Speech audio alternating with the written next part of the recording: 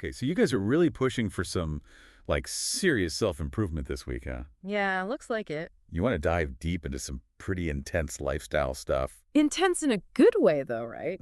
Hopefully, right. Yeah. Let's see if these sources actually deliver. We've got 30-day challenge, transforming my life in a month. Okay, I'm intrigued already. Minimalist living, how I live with only 50 things.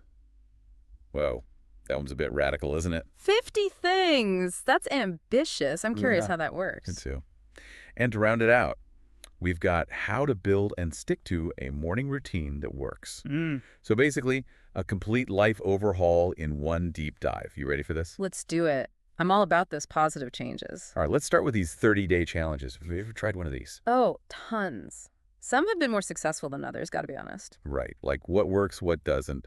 This 30-day challenge source actually talks about that. Oh, does it? Yeah, it gets into the psychology of it.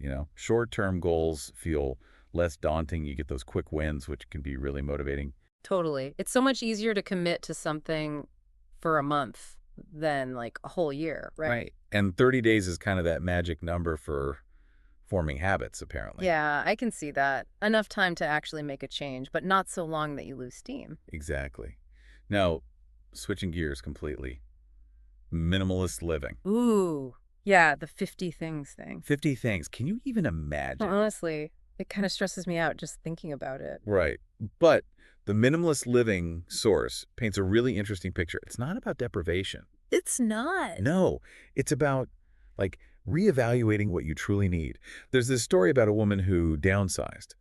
She found so much freedom, less clutter, less stress. She had more time for things she actually cared about. Okay, so it's more about a mindset shift than just getting rid of stuff, right? Exactly. It's about prioritizing experiences over possessions, I like that. Makes you think about what you could live without, doesn't it? for sure. Maybe I should try this minimalist thing. Just maybe. Maybe we both should. Okay, one step at a time. Let's talk about morning routines now. This is something Mm. I've always struggled with. I'm such a night owl. Me too. But this source, How to Build and Stick to a Morning Routine, it really breaks down why it's so beneficial. Yeah. Yeah. It talks about how a good morning routine can set you up for success, reduce decision fatigue. Decision fatigue. Yeah, you know that feeling of being overwhelmed by all the choices you have to make in a day? Oh, yeah. All the time. So a morning routine can kind of streamline things. Interesting.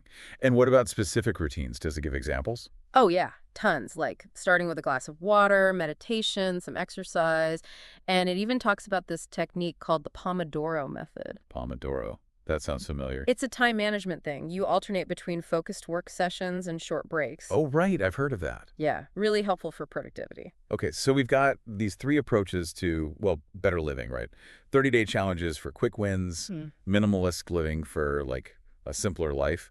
And morning routines to set the tone for the whole day. Exactly. It's kind of overwhelming, but in a good way. Right. I mean, think about it. What if you combine these? You bind them. Yeah. Use a 30-day challenge to declutter your life. Embrace that minimalist mindset.